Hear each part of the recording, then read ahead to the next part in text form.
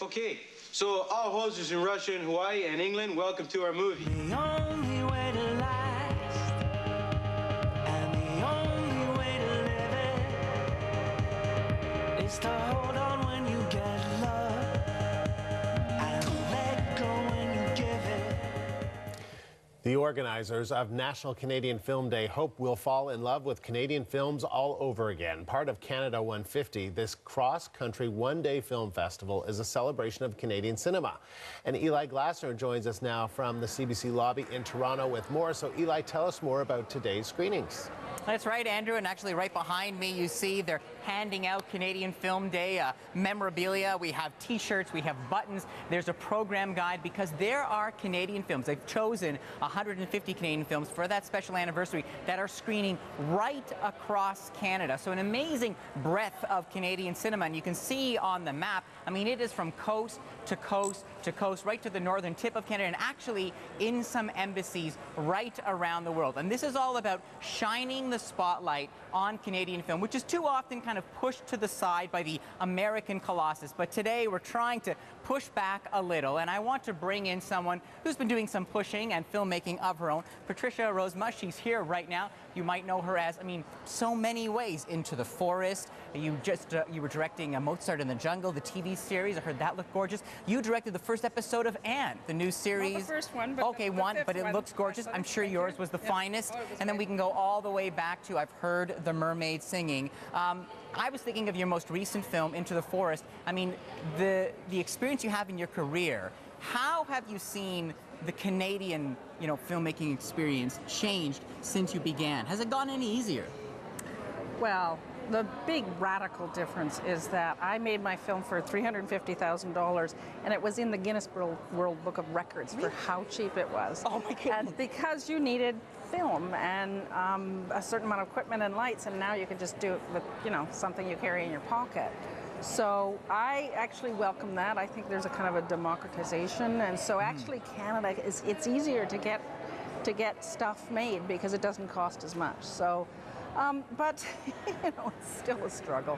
It's still a struggle. Features are tough right now. A lot of the money's going to television, and but I still believe in the form, like one evening's sort of worth of thought and entertainment. So I still believe in feature films, but they're wobbly right now. So right. That's different. But I understand that with you, and I think a lot of the directors have been talking to today, having the ability to go work in television, that probably helps you stay working on features because you can alternate. Yeah, I make no difference, ultimately. Like, it's filmed fiction, and it doesn't matter. The sizes of the screens are changing all the time, and the length of the story should determine where it goes. But yeah, a lot of the cultural conversation is about television shows right now, right? I mean, when you go to a party, what are people mostly talking about? It's more about what they're binging and what they're watching on the small screen series, than exactly. those. But there's still something special about sitting in that dark space with other people and devoting your attention to something for 2 hours and sharing that experience, right? And hearing the other person laugh, hearing the other person cry, that's actually, that's quite profound. I hope we don't lose that. I really think and as a filmmaker, seeing it on a big screen with beautiful sound and everyone's so focused, and it's a kind of a focused concentration that's really, there's something really important that's shared, Prophetizing right now. Yes, I'm selling films. Speaking the gospel of Canadian cinema, what are you, before we let you go, what are you going to be doing today on National Canadian Film Day?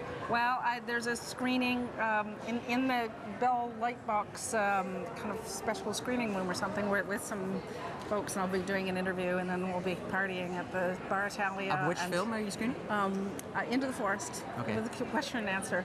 But I was thinking, like Canadian film, it's for almost all of our history, we're kind of like this family who has all this great stuff happening to them, but they don't sit around and tell their own stories to each other the way families do.